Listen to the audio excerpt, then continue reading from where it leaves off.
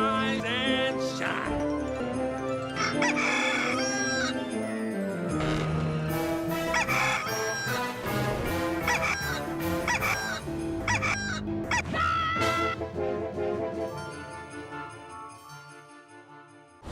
Every day the rooster crows, Joxer walks in, the horse falls, save the old man, stop a duel, and the whole thing starts all over again.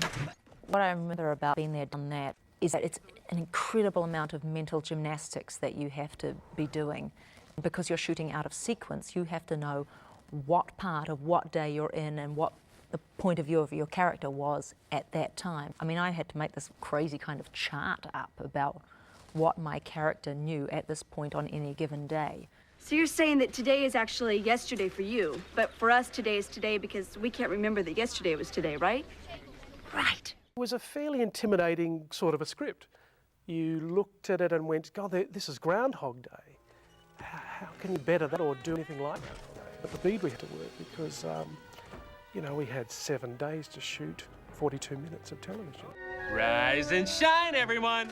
And I can see that Bill Murray is the genius of the world for Groundhog Day because we were really, you know, ripping off that idea. But Bill Murray's the ultimate in keeping that all in line. Boy, is that challenging. And so fun. So fun. We loved that episode. Look at it, it looks kind of easy. You just throw them together, film the thing, but actually the complexities of repeating the day became really, you know, because everyone was confused about which day they were in. Look, believe me or don't believe me, it doesn't matter. Today has happened before. I thought it was going to be the most fun episode, and so did Lucy, because we thought it's going to be very easy. We have 1/3 as many lines to learn because all the lines are the same. The day happens like 3 or 4 times, so that's easy. It's the same setups, so it'll be fast to shoot. We were really excited. About halfway through that episode, Lucy and I were like, man, this is really hard to do. Who says? You know, everyone was confused. Fortunately, with brilliant continuity people and some terrific directing, we managed to work our way through it. We've repeated the day that many times. Yes. But No, yes, no, I tried that, yes, both ways. No, I don't know. No, again. Are there any more questions? Good. I loved that episode, Been There, Done That. That was so funny. It was Funny great, because, yeah, we did sort of take the piss and, you know, that New Zealand term of having a great time with the subtext, you know, and enjoying it.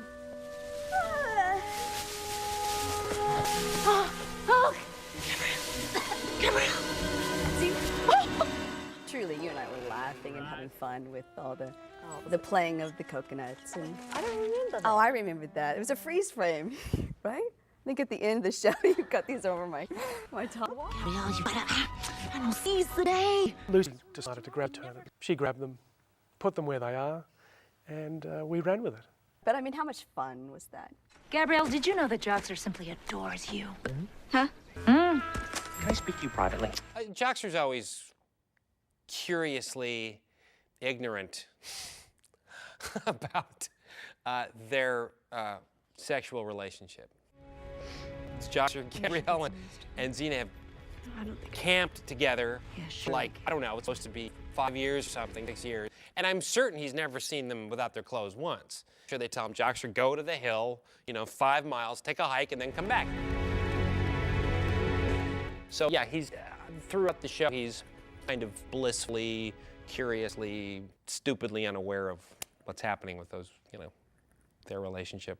That line, is that a hickey? That was an add-in from Lucy Lawless added that line in. It was a very funny line. I had nothing to do with that. No Buckeye bites. Is that a hickey? Shine, everyone! It was great fun being able to kill the main characters on an American TV show because it just doesn't happen until it's an end of season or an end of series thing. Gabrielle! I think it's great to keep the audience thinking that there is in some way a possibility that Gabrielle might not come back, depending on how the next day goes. Of course, Joxer, my character, gets killed. Shine, everyone! It's really funny because we knew that would appeal to a lot of the fans.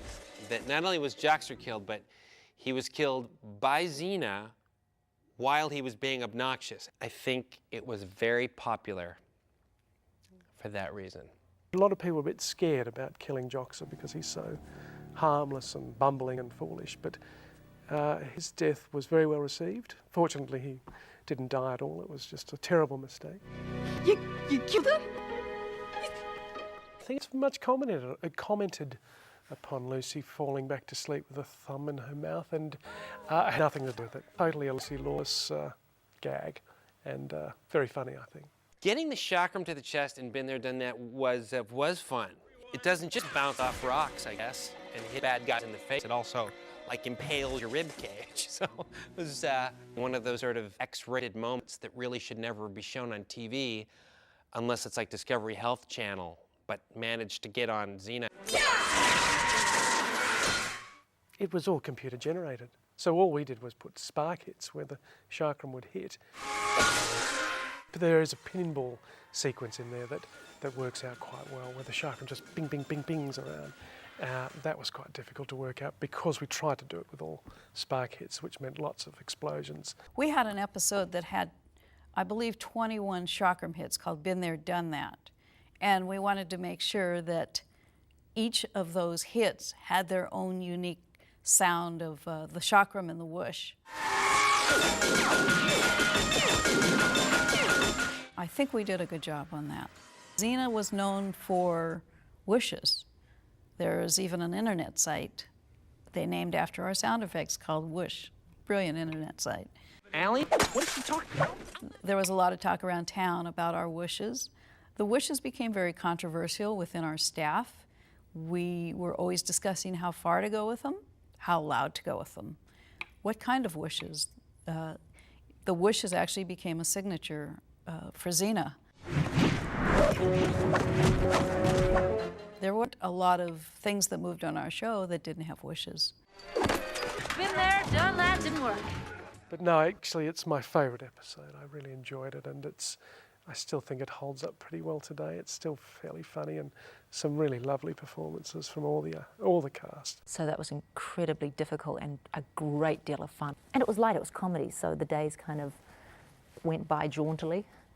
Lots of laughs off, with the crew. Everybody laughs a lot more during a comedy than they do in a drama.